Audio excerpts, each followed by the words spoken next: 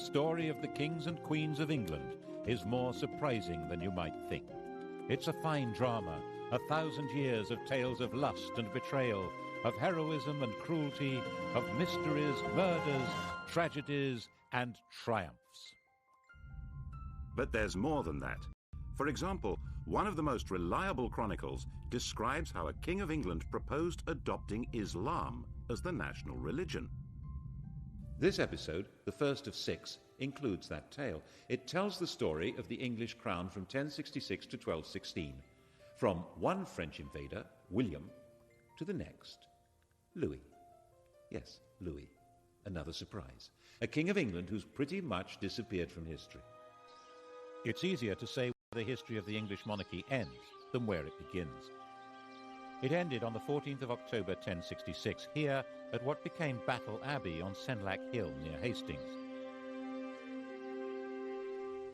We all know that this was where Harold was killed and replaced by William the Conqueror, and Harold was the last Englishman to be crowned king.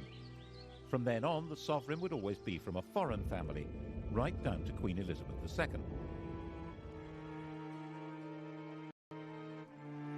So a history of the kings and queens of England isn't like the history of kings and queens anywhere else in the world.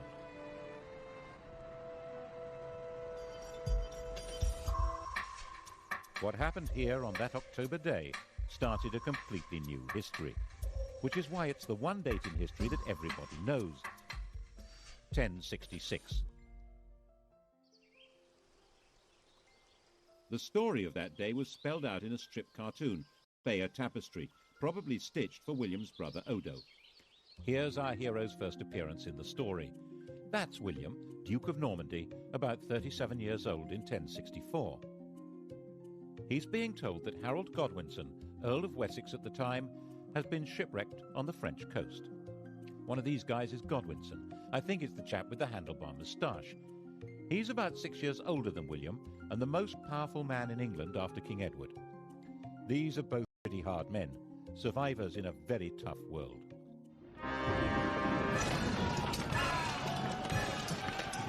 William spent his whole life fighting for survival and was good at it. By the time he was 20, he'd established complete control over Normandy. From then on, he was fighting to hang on to what he had.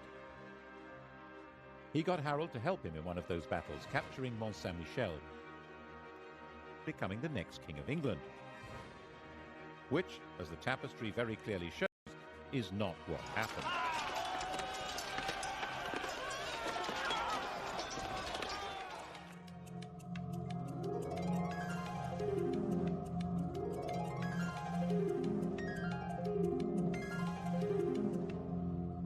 When old King Edward died, Harold, as we all know, had himself crowned instead.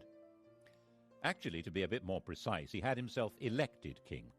The crown of England in those days was not inherited, but awarded. In William's view, this had all gone very badly wrong, so he set about putting it right. The Norwegian ruler, Harald Hardrada, took a similar view. There was an old Norwegian claim to England, which he decided to revive by launching an invasion of his own. Their two fleets arrived within a few days of each other, one in the north of England, one in the south. Both fleets were probably about the same size, about 500 ships. King Harold rushed north and destroyed Hardrada's army. Only about 34 ships made it back to Norway. Then he rushed south, and this time, of course, he failed to pull it off. We don't know for sure that the man with the arrow in his eye is Harold, but he certainly died at the battle. He and his axe-wielding, spear-carrying army of Danish and Anglo-Saxon noblemen were simply swept away. In their place were the new rulers of England, Normans on horseback. William was their master, master of the country. He owned it.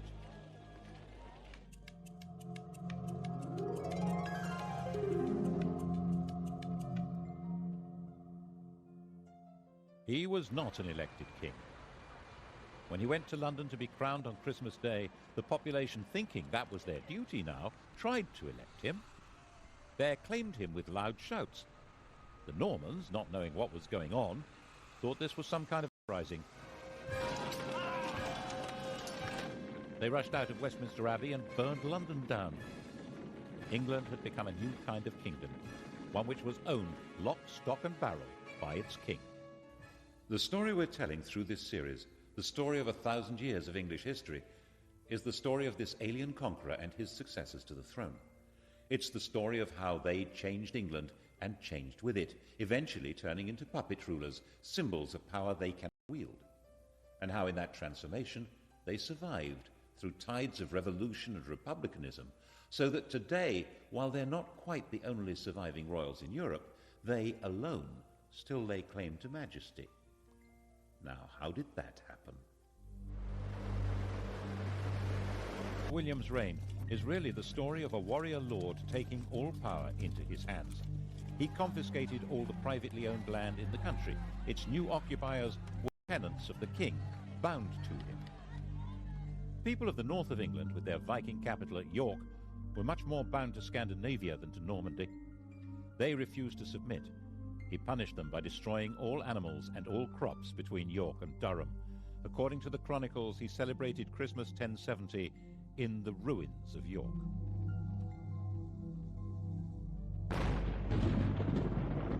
The inhabitants were reduced to starvation, even cannibalism. 16 years later, when all the land in England was accounted for and valued in his doomsday survey, there were places in Northumbria that were still utterly worthless. The church, too, was made Norman, and old Anglo-Saxon ways crushed. At Glastonbury, archers were stationed inside the abbey, and orders given that the old chants should be replaced by new ones from France. 21 monks were shot, and yet there were limits to his power. A few thousand Normans, most of them not even understanding the language of their new country, couldn't run the place. They needed the English to keep everything working, and William understood that perfectly well. His coronation, he made an oath to uphold the laws of King Edward, to uphold good law and renounce bad. The old courts would continue to function, and old traditions would normally be respected. This oath would become fundamental to the coronation of any king.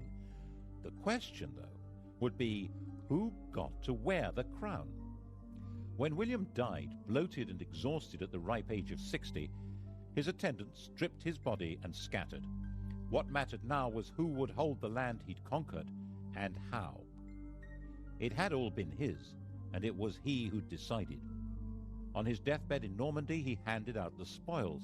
He gave his eldest surviving son, Robert, his Duchy of Normandy, but it was the younger son, the red-haired William Rufus, who the conqueror willed should be acclaimed King of England. And the youngest, Henry, was told he would have to be content with £5,000. But Henry was his father's son. Content with £5,000?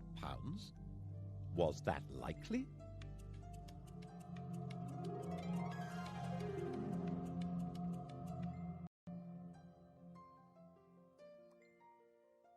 The key to the plotting that followed was that, of course, none of the brothers was content. Henry stirred the brew of resentment that made Robert try to take the kingdom of England from William, and aids weakening them both. Eventually, Robert, tiring of the whole struggle, decided it would be more satisfying to fight Saracens than his brothers, and went off on crusade. William was now secure and powerful, and Henry changed his policy. He was now William Rufus's very best friend. The Bishop of Lincoln later said that when Henry praised anyone, he was sure to be plotting that person's destruction. It does seem as though Henry concentrated on quietly stirring up discontent among churchmen and barons in England, which was not hard, as William Rufus needed their money and had little to offer in return, except to give to some what he'd taken from others. And besides, William Rufus wasn't their kind of chap. He didn't marry, he had no children, and as one chronicle puts it, all things that are loathsome to God and to earnest men were customary in this land in his time. And therefore he was loathsome to well nigh all his people, and abominable to God. Which is, of course, homophobic chronicle speak for being gay. On the 2nd of August, in the year 1100, both William and Henry were hunting separately in the New Forest. It was the last day of William Rufus's life. No one knows who fired the arrow that ended the reign of William Rufus. His companion Tyrrell immediately fled, and disappeared abroad. William's body was abandoned where it lay, at a spot still marked by this stone. The next day, local peasants took it in a cart to Winchester. Henry had arrived before them. Winchester was where the royal treasure was kept. He demanded the treasury keys from the guards. They refused to hand them over, saying that Robert, his elder brother, was the rightful heir. Henry drew his sword and declared that no one should stand between him and his father's scepter. Resistance collapsed, and when the peasants arrived with their cart, the lords of England were busy electing Henry as their king, the first elected ruler of England since Harold Godwinson.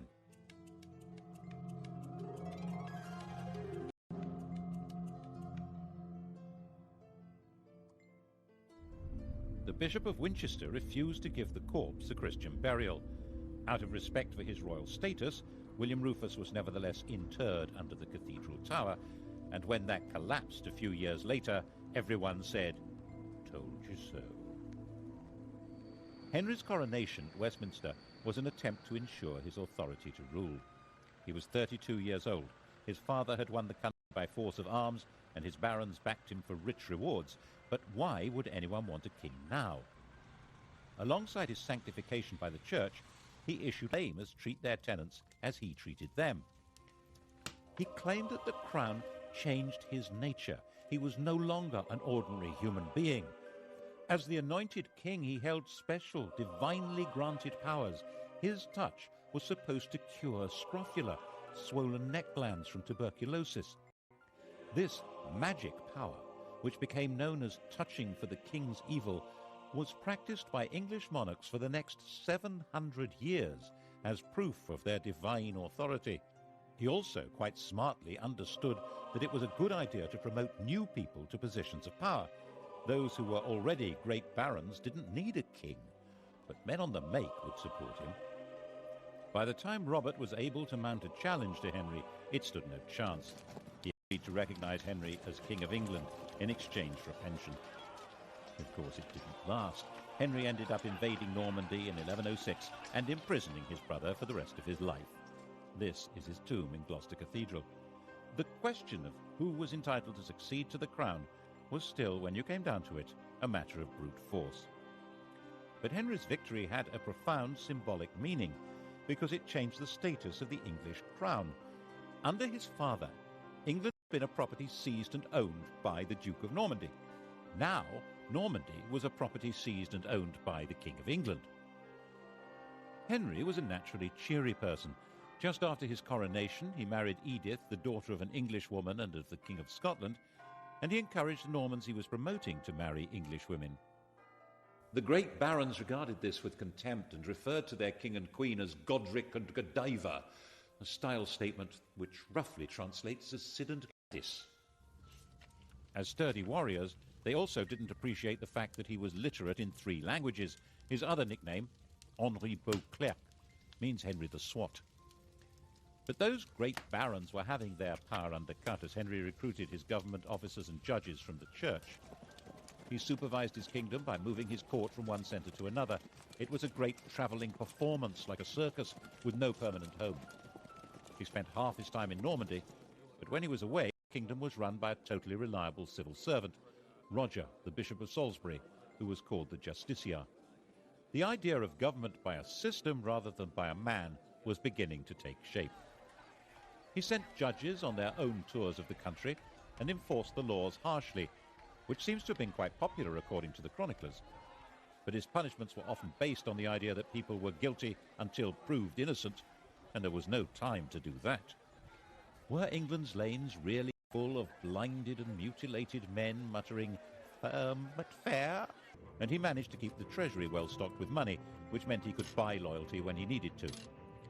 The key to this was his system for checking his income. Twice a year, sheriffs and royal officials from all over England had to bring their money to be counted by being shunted around in piles on a checkered cloth like a chessboard. Checked.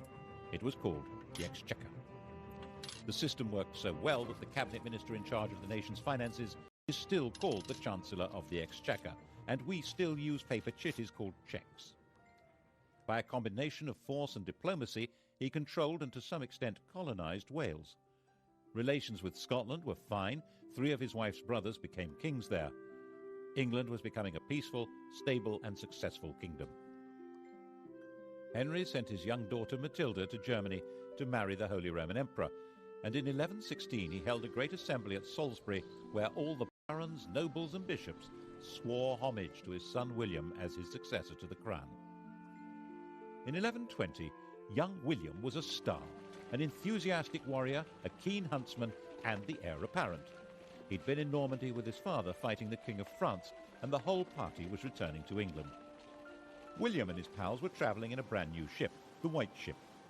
They were the 12th century English jet set, the millionaire knightly lads who were heirs to most of England and Normandy.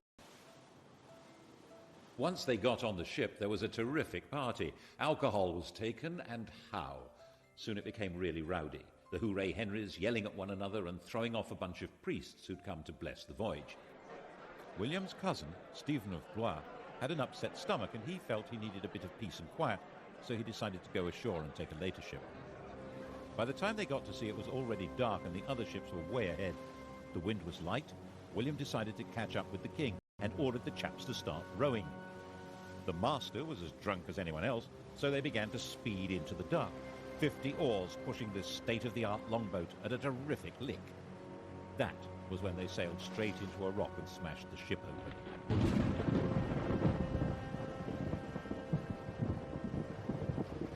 The rock off Barfleur was a well-known hazard to navigation.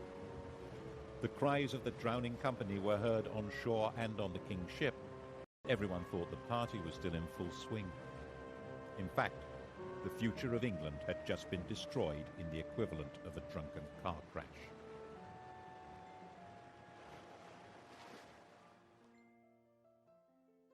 It's said that Henry never smiled again. You can see why. 6 years after the fatal crash, not knowing what else to do, Henry obliged the barons, nobles and bishops of England to swear fealty to his daughter Matilda as his successor. No woman had ever ruled in her own right in either England or Normandy. Her husband, the Emperor, was dead, but for strategic reasons he had Matilda marry the son of the Count of Anjou. This was not a family with a power base in England. Henry's sleep was filled with nightmares of peasants and barons complaining that he'd failed them all. And then Henry went and died of a surfeit of lampreys. How does that happen? A lamprey is a parasitic fish that looks as if it belongs in a bush tucker trial. Henry loved them. His doctor had put him on a diet that involved not eating lampreys, and he got a fever and died after ignoring the advice. And the doctor said, as doctors do, "I warned him." By the time Henry died in 1135, it was all falling apart. He was 67 years old, and he'd gone a long way towards defining the job of a king of England. But the fundamental problem, who was entitled to that job, had still not been solved.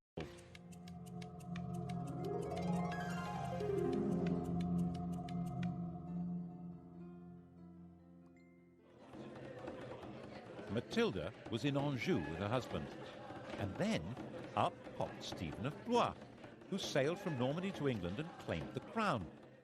Stephen, who had been saved from drowning on the White Ship by an urgent need for a lavatory. He was the son of Henry's sister, a legitimate grandson of William the Conqueror. He'd also been the leading baron to swear fealty to Matilda as the heir apparent, but that was then, and this was now. He was 38 years old, backed by his very tough mother, and one of his brothers was the Bishop of Winchester with the keys to the royal treasury. The wife of the Count of Anjou was not a popular choice with the barons. Stephen was a Norman. Besides, he seemed a malleable sort of chap, brave enough and high-spirited. He was also generous, courteous and affable, and would probably do as he was told, which was, of course, a recipe for disaster. Stephen was crowned by the Archbishop of Canterbury at Westminster on Christmas Day 1135. He issued what was now the traditional coronation oath, promising to respect the old laws and be nice to everyone. According to the Anglo-Saxon Chronicle, when they saw that the king was a good-natured and kindly man who inflicted no punishment, they committed all kinds of terrible crimes. All had done homage and sworn oaths of fealty, but none were kept. Meanwhile, Matilda was enraged and, of course, had her own supporters. England was moving rapidly to civil war. Stephen was insecure. He surrounded himself with people from near Blois, Flemings, which didn't go down well with the barons. He bought loyalty until it... By the time Matilda landed to claim her throne in 1141, Stephen was trying to put down rebellion after rebellion. He was a brave, even ferocious fighter, but his support melted away, and he was captured in a battle at Lincoln. Stephen was Matilda's prisoner. A church council declared that he was deposed by the manifest judgment of God and recognized Matilda as queen. Matilda proceeded to Westminster and was all set to be crowned. And then something went peculiarly wrong. Something that carries an extraordinarily clear message about the job of being the monarch of England. All Matilda's understanding of monarchy had been learned in Germany, where she'd been empress since she was 12 years old. She had been popular and successful there. After the emperor's death, when Henry I had brought her back to England, some German princes of the empire followed her to demand her back as their sovereign. But the sovereignty she had learned was absolute power. The emperor's will was law. The only possible higher law was the church. That was not how it worked in England. Even the conqueror had promised at his coronation to respect the laws of England. But Matilda flatly refused. She didn't need a coronation to be queen. In her view, she already was. She behaved imperiously, which might mean magnificently in German, but meant intolerably in English. And when the citizens of London petitioned her for a renewal of King Edward's laws, she not only refused to listen, but demanded a heavy tax from them. So they threw her out. Stephen was released from prison and resumed his battered kingship. In fact, he had a second coronation. Matilda roamed around the Midlands and the West Country fighting for a throne that she was entitled to, but could never have. In 1143, just before Christmas, Stephen finally had her trapped and starving in Oxford Castle. But unbelievably, Matilda and 3 knights got away. It had snowed, and that night, dressed entirely in white, they dropped over the walls to the frozen water below. They moved, silent and invisible in the fresh snow, right through Stephen's camp. It was another 5 years before Matilda gave up and returned to Normandy. But she simply handed the torch to her son Henry, who came to England when he was 16 to carry on the struggle. And so the fighting went on, year after year. The country was in effect without law and without government. As the Anglo-Saxon Chronicle said, castles were filled with devils and evil men. Christ and all his saints were asleep. Stephen naturally intended his own son Eustace to succeed him, but in 1153 both Eustace and enough. At the end of the year, Stephen and Henry rode together into London. There the king proclaimed a new foundation for the kingdom. Henry was now his own adopted son and would be his successor as King of England. Although Stephen would remain king for life, Henry would take over the government immediately.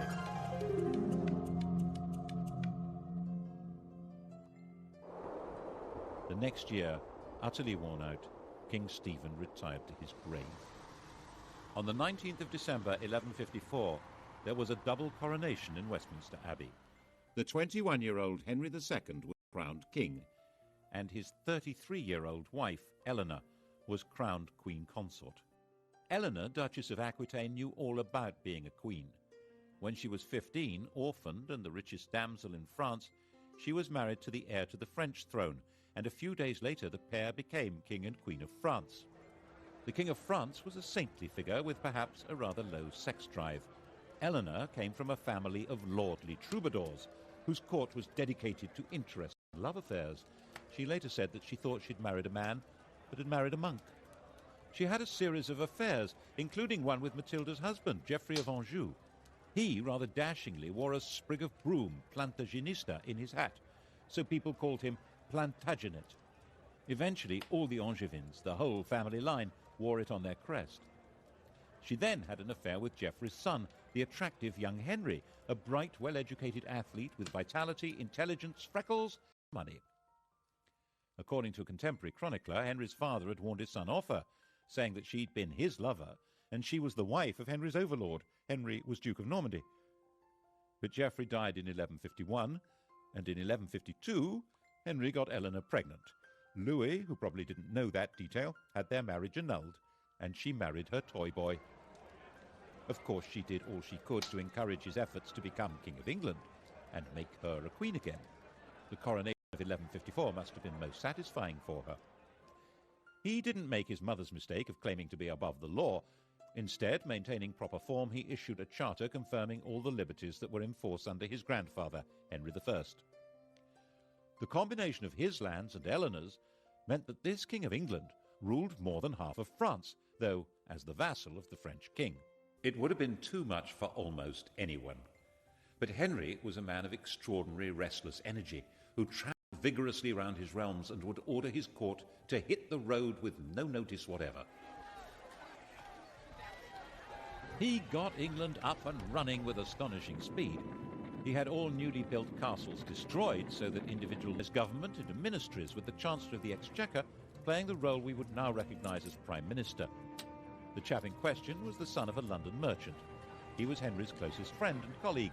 They joked and drank together, and he lived as the greatest lord in the country, Thomas Becket. Between them, they reformed the currency, finance, government, and began the changes in the judicial system that would lead to the system of trial by jury. England was beginning to develop a commercial life. Towns were growing, the population was becoming better educated.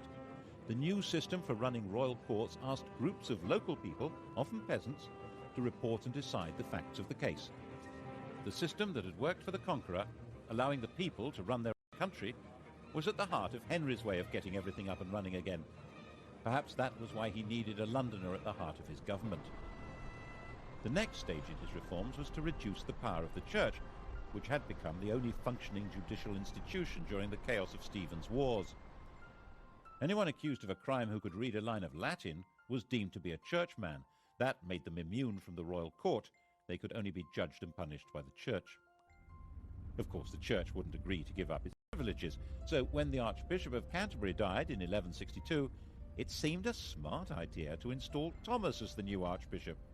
Then he would deliver the church to Henry. Actually, it seemed a pretty terrible idea to Matilda, who warned Henry not to do it. What did his mother know? Look what a mess she'd made of things. Eleanor was also against it, and she hadn't made a mess of anything. She'd been a very competent regent when Henry had been abroad, and must have seen what Henry had not seen, that Thomas Becket's driving force was not loyalty to Henry. Oh, surely not. She was just jealous that Henry spent more time with Thomas than with her. Henry was sure it was a really good idea.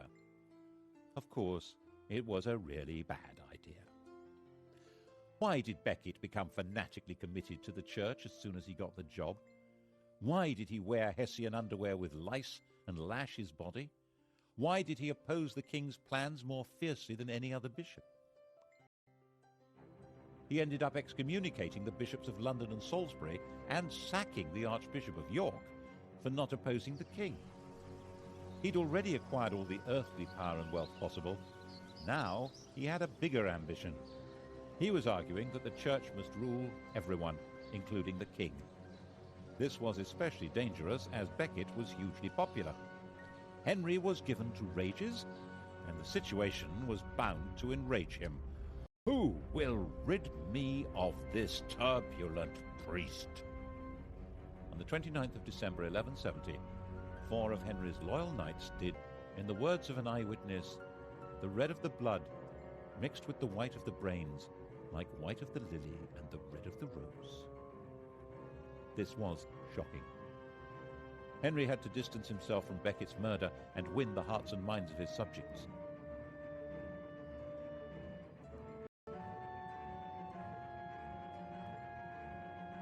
Becket was immediately the most popular martyr in the country. 100,000 pilgrims flocked to the site of his death. He would obviously be made a saint as soon as possible. The danger, of course, was that the Pope would excommunicate Henry and pronounce an anathema against him as the murderer of England's primate. The population would turn against him in England, and the King of France would seize his vast lands across the Channel.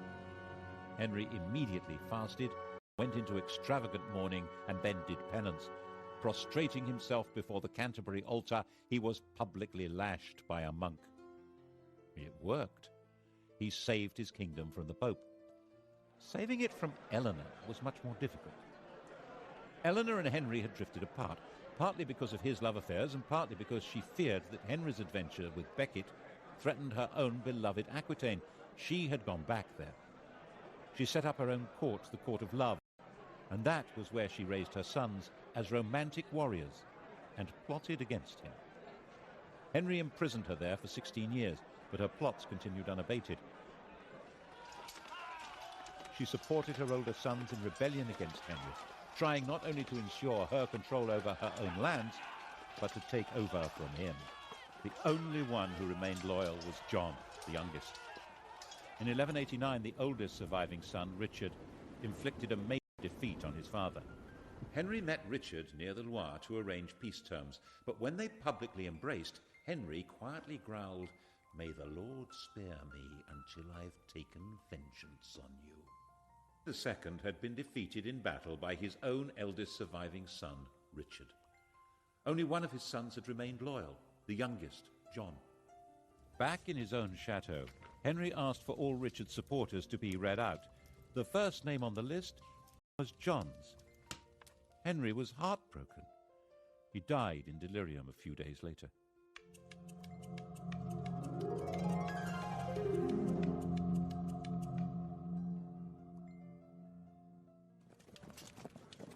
Eleanor's imprisonment was over. Henry had recognized Richard as his heir, and Richard intended Eleanor to rule England. He had more important things to do. Crusade.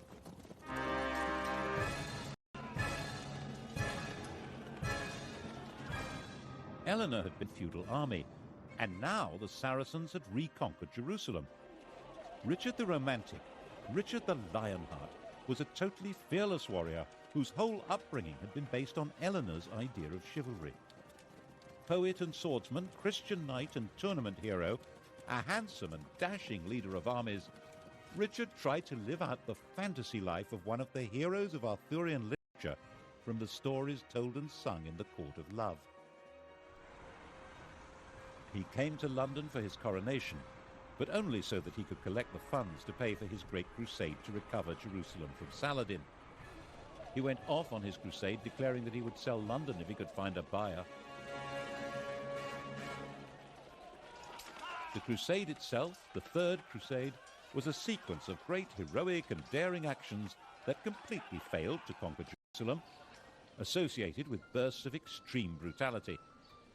Saladin quite rightly pointed out that while Richard might be able to get an army into the city, if he wanted to hold on to it, he would have to spend the rest of his life there.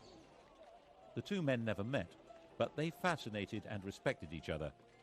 When Richard was ill, Saladin sent his doctor. The final truce ensured that Christian pilgrims would be free to visit the Holy City. But that had actually been Saladin's policy before the crusade even began.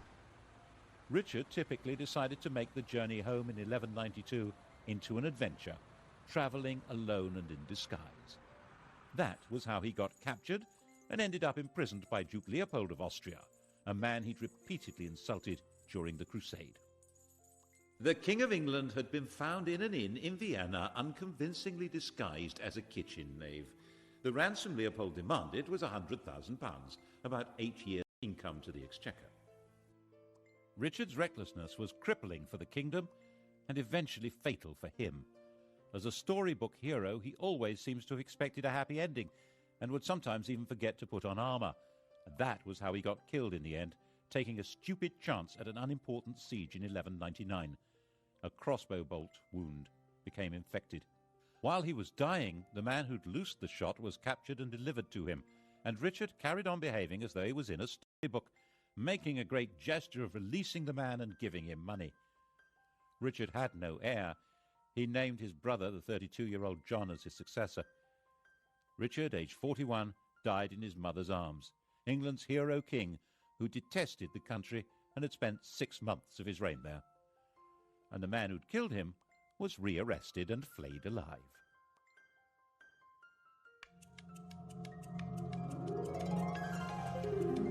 Brother John was never meant to be king. His father had called him John Lackland because there was originally no part of the huge Angevin Empire left for him. And the three problems that lurked at the core of monarchy in England now became crises. How did succession work? What was the balance between the king and the church? And what legal limits existed on royal power, especially when it came to taxes? To begin with, was he really Richard's proper successor? One of his elder brothers, Geoffrey, had died leaving a son, Arthur, and there were barons in Anjou and Maine who argued that this 13-year-old was the proper successor. They were supported by Philip, King of France. The only way to settle a succession dispute was by violence, so John went to war. His men captured the boy, and he was never seen again. It was generally believed that John drowned him, which was the wrong way to solve the problem. It guaranteed that Arthur would not be king, but it left a very nasty smell. It didn't stop the King of France from keeping the war going, and by 1205 John was driven out of most of France, including Aquitaine and even Normandy. The issue of church power also came up again. It was John's bad luck to be confronted by an exceptionally militant and aggressive pope, Innocent III.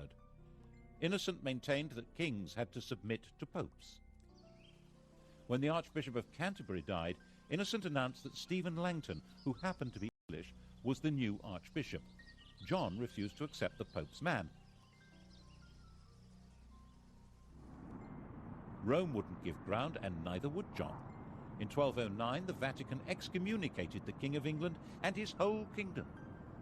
Back in England, John attempted to carry on regardless. The Pope declared John deposed, and that anyone who even spoke to him was excommunicated. According to one chronicler, John decided at this point to join the enemy. In 1213, he sent a delegation to the Emir of Morocco, offering to adopt Islam and turn England into an Islamic country in return for protection. That would have turned history upside down. Is it true? The Emir, according to the story, told the envoys not to be so silly. In fact, John was reduced to total surrender. The Pope demanded that he submit himself as a vassal of the Church, and that England should become a papal fief instead of a sovereign kingdom. So in 1213, Stephen Langton, the new Archbishop of Canterbury, took up his post as a representative of the new overlord of England. In that capacity, he decided to sort out the third issue, the limits of the king's power over his subjects. Political party. This is the seal of the Barons of London. Langton presented them with a charter issued by Henry I and suggested that they demand something along the same lines but a bit clearer. The Magna Carta. This famous document was signed in June 1215. John and Richard had both tried to meet their costs by massive increases in feudal dues and legal charges, and most of the Magna Carta is an effort to reverse these.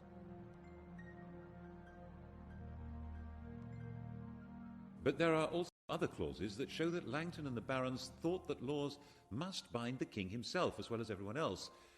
There was a notion of proper kingship in England, and the Magna Carta tried to spell out what that meant.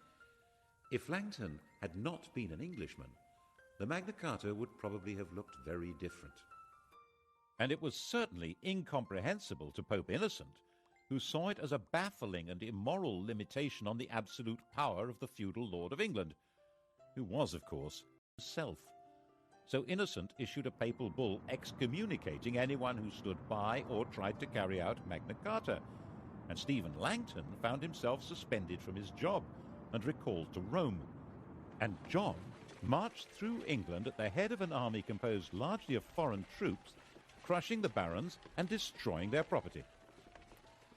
And that's why the barons went to France and got a new king of their own, Louis, the son of the King of France.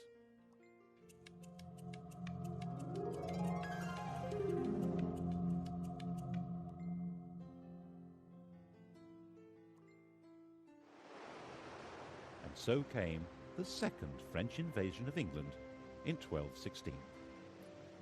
It was about the same size as the invasion of 1066, and Louis landed unopposed. He was greeted with general enthusiasm and was hailed as King of England in a high mass at St. Paul's Cathedral.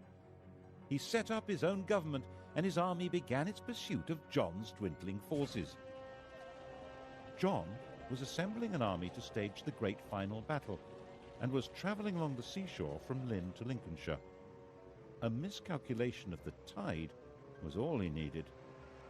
His whole baggage train was washed away, including his treasure and the crown jewels. Distraught, broken, he made his way to an abbey at Swineshead, where he was comforted with the monks' latest experiment in beer making, which seems to have brought on dysentery, fever, and death. Louis I and last, the king no one's ever heard of, now controlled most of the country. But the story... The story continues with the medieval kings and queens of England tonight at 10. And to find out more about Thomas Beckett's life and murder, Sky Digital viewers press red. Coming up on UK TV history, decisive weapons. What a difference the T-34 tank made to Soviet fortunes in World War II.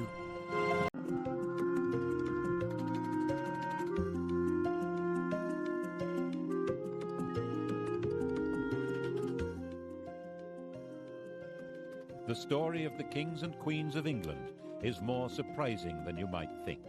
It's a fine drama, 1,000 years of tales of lust and betrayal, of heroism and cruelty, of mysteries, murders, tragedies, and triumphs. But there's more than that. For example, one of the most reliable chronicles describes how a king of England proposed adopting Islam as the national religion. This episode, the first of 6, includes that tale. It tells the story of the English crown from 1066 to 1216, from one French invader, William, to the next, Louis. Yes, Louis. Another surprise. A king of England who's pretty much disappeared from history. It's easier to say where the history of the English monarchy ends than where it begins. It ended on the 14th of October 1066, here at what became Battle Abbey on Senlac Hill near Hastings. We all know that this was where Harold was killed and replaced by William the Conqueror, and Harold was the last Englishman to be crowned king. From then on, the sovereign would always be from a foreign family, right down to Queen Elizabeth II. So a history of the kings and queens of England isn't like the history of kings and queens anywhere else in the world.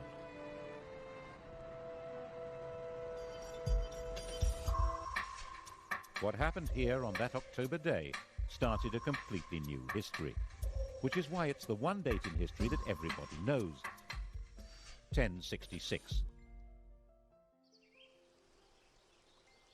The story of that day was spelled out in a strip cartoon, Bayeux tapestry, probably stitched for William's brother Odo.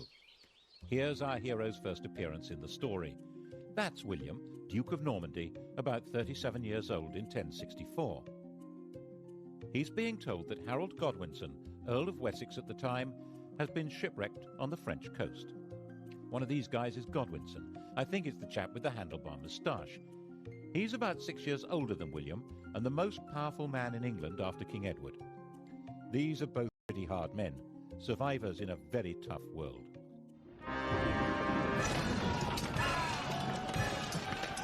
William spent his whole life fighting for survival and was good at it. By the time he was 20, he'd established complete control over Normandy. From then on, he was fighting to hang on to what he had. He got Harold to help him in one of those battles, capturing Mont Saint-Michel, becoming the next King of England. Which, as the tapestry very clearly shows, is not what happened.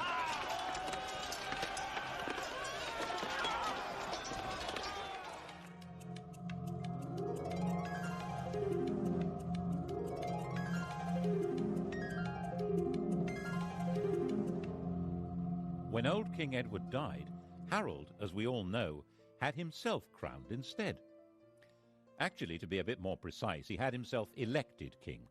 The crown of England in those days was not inherited, but awarded. In William's view, this had all gone very badly wrong, so he set about putting it right. The Norwegian ruler, Harald Hardrada, took a similar view. There was an old Norwegian claim to England, which he decided to revive by launching an invasion of his own. Their two fleets arrived within a few days of each other, one in the north of England, one in the south. Both fleets were probably about the same size, about 500 ships. King Harold rushed north and destroyed Hardrada's army. Only about 34 ships made it back to Norway. Then he rushed south. And this time, of course, he failed to pull it off. We don't know for sure that the man with the arrow in his eye is Harold, but he certainly died at the battle. He and his axe-wielding, spear-carrying army of Danish and Anglo-Saxon noblemen were simply swept away. In their place were the new rulers of England, Normans on horseback. William was their master, master of the country. He owned it.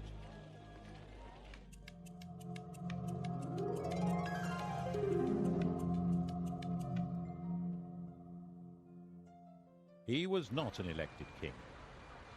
When he went to London to be crowned on Christmas Day, the population, thinking that was their duty now, tried to elect him. They acclaimed him with loud shouts. The Normans, not knowing what was going on, thought this was some kind of uprising. They rushed out of Westminster Abbey and burned London down. England had become a new kind of kingdom, one which was owned lock, stock and barrel by its king. The story we're telling through this series, the story of 1,000 years of English history, is the story of this alien conqueror and his successors to the throne. It's the story of how they changed England and changed with it, eventually turning into puppet rulers, symbols of power they cannot wield, and how in that transformation they survived through tides of revolution and republicanism, so that today, while they're not quite the only surviving royals in Europe, they alone still lay claim to majesty. Now, how did that happen? William's reign is really the story of a warrior lord taking all power into his hands. He confiscated all the privately owned land in the country. Its new occupiers were tenants of the king, bound to him.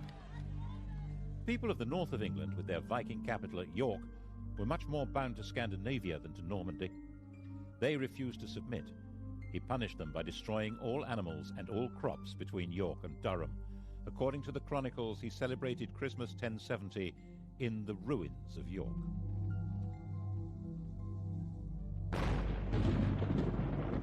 The inhabitants were reduced to starvation, even cannibalism. 16 years later, when all the land in England was accounted for and valued in his Doomsday survey, there were places in Northumbria that were still utterly worthless. The church, too, was made Norman, and old Anglo-Saxon ways crushed. At Glastonbury, archers were stationed inside the abbey, and orders given that the old chants should be replaced by new ones from France.